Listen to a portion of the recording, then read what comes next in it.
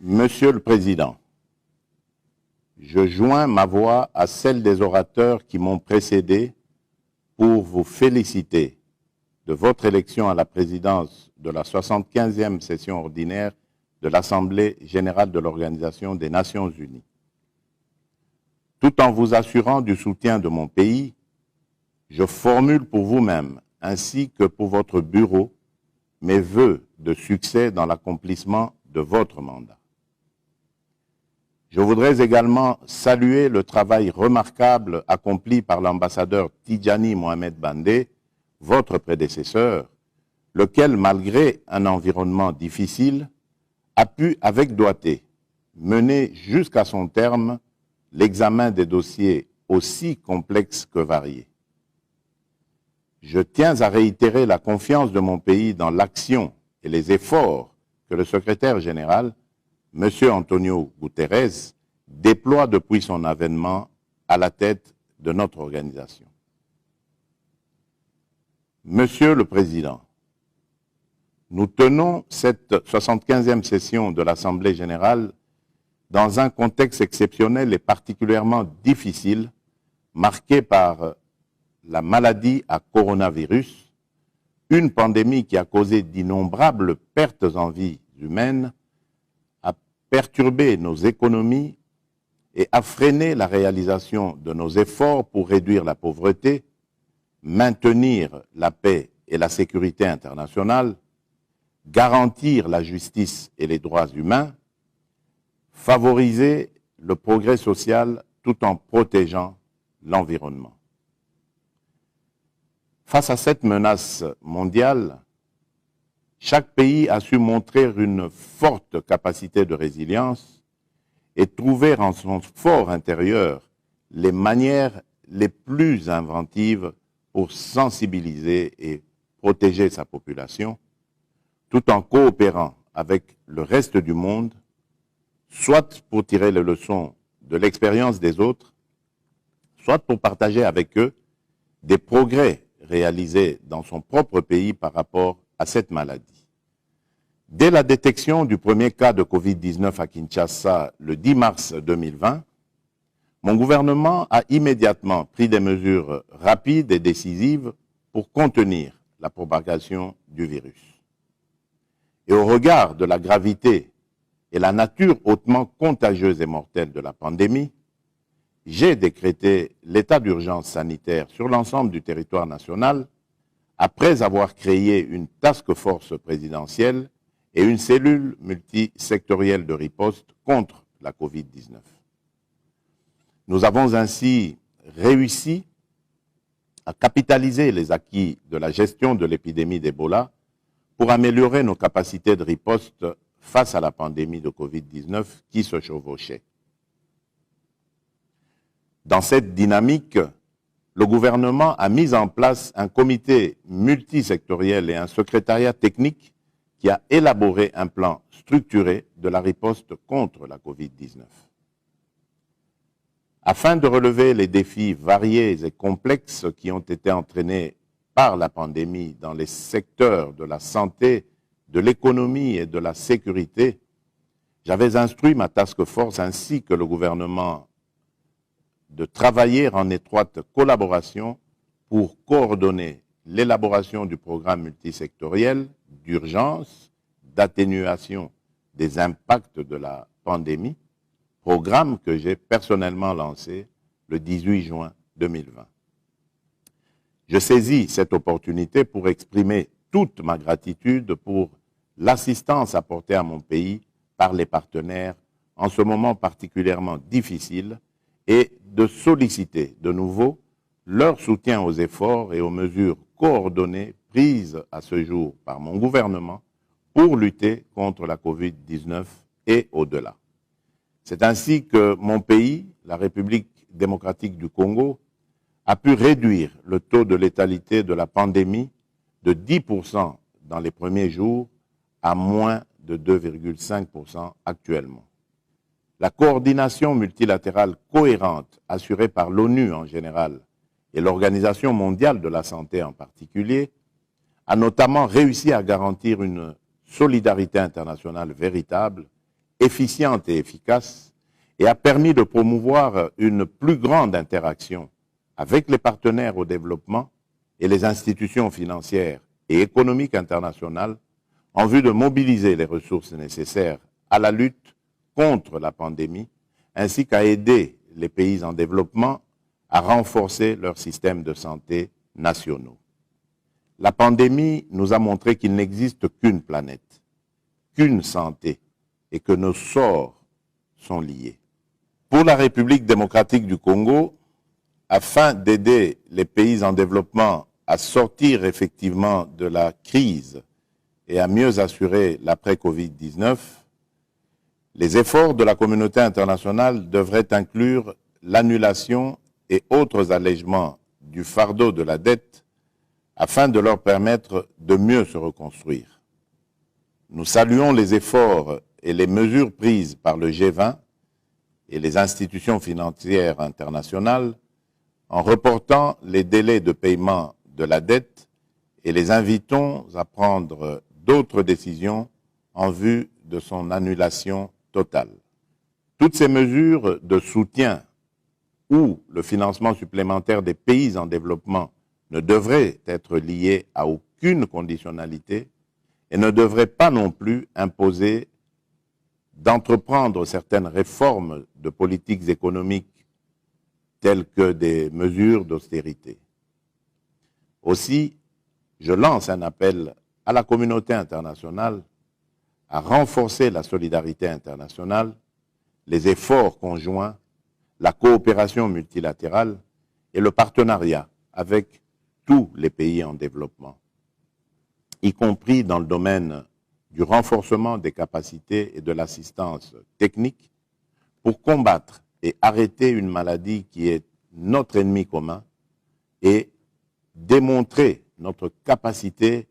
à travailler ensemble dans la solidarité. Je reconnais par conséquent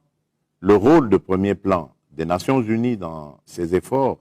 y compris l'Organisation mondiale de la santé. C'est la leçon principale que la Covid-19 nous a tragiquement administrée. Une véritable profession de foi en faveur du multilatéralisme au regard du niveau de la coopération internationale dans la lutte contre cette pandémie. Monsieur le Président, le changement climatique constitue une menace pour l'homme et ses droits fondamentaux, particulièrement pour les populations vulnérables. Les effets du réchauffement de la planète et des dérèglements climatiques qui l'accompagnent se font de plus en plus sentir avec acuité dans le monde entier. Ils sont dangereux et s'accélèrent. Face à ces menaces que posent les changements climatiques et la dégradation de l'environnement, notre action en faveur du climat et de l'économie verte comme fondement de notre devenir et de notre développement n'est pas simplement une nécessité, mais une obligation urgente pour un avenir pacifique et durable. Pour sa part, la République démocratique du Congo a pris des engagements contraignants pour réduire ses émissions de gaz carbonique et atténuer les effets du changement climatique. Nous sommes déterminés à tout faire pour parvenir à la mise en œuvre de nos engagements en faveur du climat par la préservation de nos forêts. Conformément à ma promesse et à l'engagement pris au cours de la 74e session de l'Assemblée générale, il est institué en République démocratique du Congo des jardins scolaires, 1 milliard d'arbres à l'horizon 2023. Ce programme, qui a été adopté par mon gouvernement, débute ses activités au dernier trimestre de cette année 2020. Il vise à réaliser un grand chantier communautaire et éco-citoyen de restauration écologique et à fort bénéfice socio-économique au profit des populations urbaines et rurales. Nous attendons par conséquent que nos partenaires respectent également leurs engagements financiers dans le cadre de la préservation des forêts tropicales, notamment celui du Fonds vert, pour le climat, créée en faveur des pays les moins avancés. Monsieur le Président, au plan national, j'ai engagé le pays dans des réformes à plusieurs niveaux, dont celui des finances publiques et de l'amélioration de la bonne gouvernance et la réduction de la pauvreté. Sur le plan économique, la République démocratique du Congo a fait du programme de développement durable à l'horizon 2030 et de l'agenda 2063 de l'Union africaine le pivot sur lequel se fonde sa politique de développement. Depuis 2016, le pays met en œuvre les objectifs de développement durable visant l'inclusion, l'équité sociale et la transparence à tous les niveaux. Pour ce faire, mon gouvernement a mis en place le plan national stratégique de développement qui constitue le cadre fédérateur de toutes les politiques et stratégies nationales, provinciales et sectorielles sur les objectifs de développement durable afin de permettre à la République démocratique du Congo de diversifier son économie, encore basée sur l'exploitation des ressources naturelles, et d'accélérer les investissements dans les infrastructures et le capital humain, tout en favorisant les investissements dans les secteurs sociaux. Cependant, il est vrai que le contexte actuel marqué par la Covid-19 représente un réel défi qui ralentit le rythme de l'atteinte des objectifs de développement durable. Aussi, mon gouvernement a-t-il élaboré, comme je l'ai mentionné au début de mon propos, un programme multisectoriel d'urgence d'atténuation des impacts de la Covid-19 afin d'amortir le choc lié à la crise sanitaire sur l'environnement socio-économique et soutenir la relance de l'activité économique. Monsieur le Président, la situation sécuritaire qui prévaut dans la partie orientale du pays demeure préoccupante. La paix n'y est pas encore totalement retrouvée. Certains éléments résiduels des groupes armés, aussi bien nationaux qu'étrangers, y sont encore actifs et continuent à semer la mort et la désolation. Ils s'attaquent non seulement aux éléments de nos forces armées, mais aussi aux soldats de la paix de la MONUSCO qui nous assurent de leur appui logistique ainsi qu'à la population civile. Tout cela dans le but de saper les efforts déployés par le gouvernement pour la stabilité de la République démocratique du Congo et de la région. Ces groupes armés pratiquent une guerre non conventionnelle et asymétrique. Ils agissent en totale méconnaissance de la valeur humaine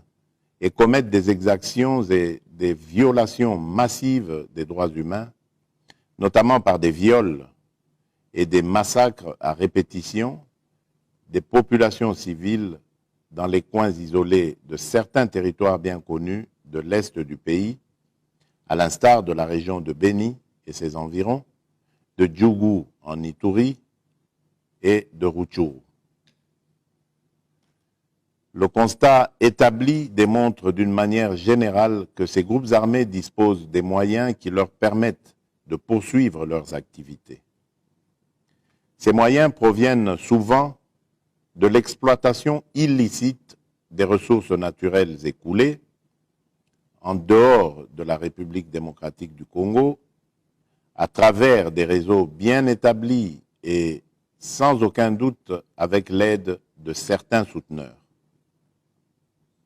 Nous ne pouvons pas en effet arriver à neutraliser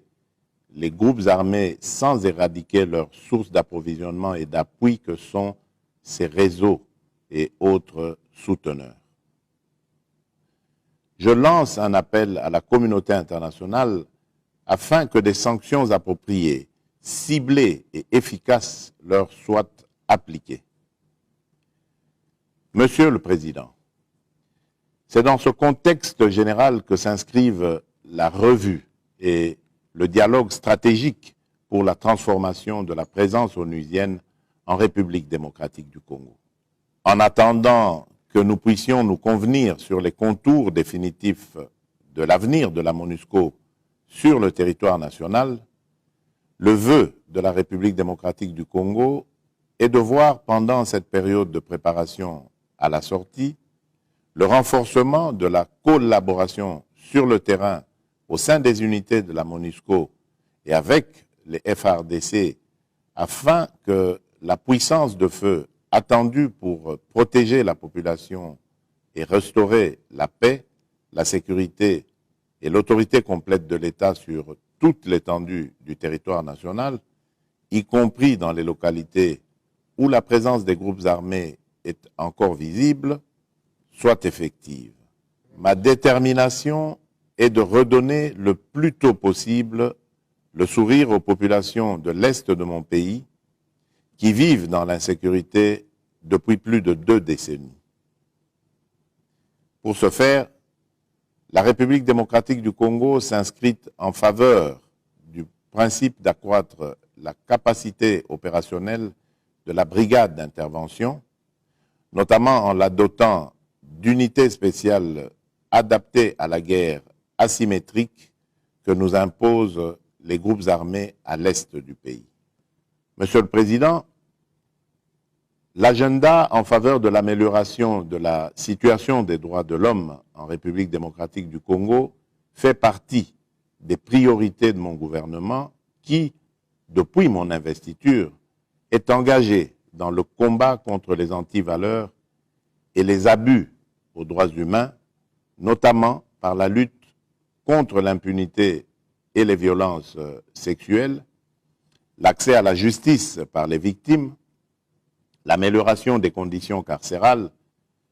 la résolution des violences intercommunautaires, notamment par la création et la mise en place des mécanismes de justice transitionnelle. Toujours dans la quête de l'amélioration de la situation des droits humains et de la justice sociale en République démocratique du Congo, j'ai créé depuis le 22 avril 2019 l'Agence de prévention et de lutte contre la traite des personnes, en plus du Comité national de prévention contre la torture. Pour mettre un terme à une certaine mauvaise pratique de la gestion de la chose publique et pour lutter efficacement contre la corruption, la fraude et les antivaleurs, j'ai créé une agence de prévention et de lutte contre la corruption qui va permettre de renforcer la politique de prévention de la corruption à l'égard des personnes en charge aussi bien de l'exécutif que du secteur privé. Monsieur le Président, depuis le début de mon mandat, je ne cesse d'accentuer les efforts de mon gouvernement en faveur de la promotion et de la protection des droits des femmes et des jeunes filles. Je mesure combien cette catégorie de la population congolaise a particulièrement souffert des affres des années troubles que mon pays a traversées. C'est pour combattre toutes les formes de violence sexuelle et celles basées sur le genre que mon pays a mis en place plusieurs textes juridiques et administratifs et pris les initiatives importantes. Je suis conscient que, nonobstant ces innombrables efforts, le chantier demeure vaste dans ce domaine. Ma détermination à lutter en faveur des droits des femmes, des filles et des enfants reste grande. C'est pour cela que mon pays a accueilli très favorablement la création, le 30 octobre 2019, du Fonds mondial pour la réparation des victimes des crimes sexuels commis pendant le temps des conflits. L'ONU devrait continuer à assurer la coordination multilatérale, la cohérence et la responsabilisation au sein du système pour garantir une solidarité internationale. C'est pourquoi je réitère mon appel urgent pour la réforme du Conseil de sécurité des Nations Unies, afin de rendre cet organe plus transparent, plus démocratique et plus représentatif de la composition de notre organisation. Depuis plus d'une décennie, nous rappelons chaque année l'injustice criante que subit le continent africain dans sa représentation, tant au sein du Conseil de sécurité que dans les différentes organisations internationales qui composent le système des Nations Unies. Le sentiment de frustration qui laisse une quasi-indifférence face à cette évidence participe à l'accentuation des frustrations sociales et populaires qui aboutissent parfois à des épisodes de violence dans de nombreux pays. La réforme des Nations Unies doit en outre tirer les leçons de l'expérience en matière de coopération internationale en vue d'assurer une plus grande efficacité aux agences et fonds engagés dans la bataille du développement économique et social. Nous devons nous engager à appliquer des mesures concrètes pour rendre véritablement irréversible aussi bien l'éradication de la pauvreté que la réduction des inégalités, promouvoir l'inclusion sociale et l'environnement de façon holistique, renforcer la coopération économique et technique, avancer sur le chemin de la solidarité et du développement et pour préserver la paix et la sécurité internationale. Ainsi, le village planétaire dans lequel nous vivons pourra refléter la solidarité internationale, le respect des droits humains et de l'environnement, ces valeurs qui nous caractérisent. Je vous remercie.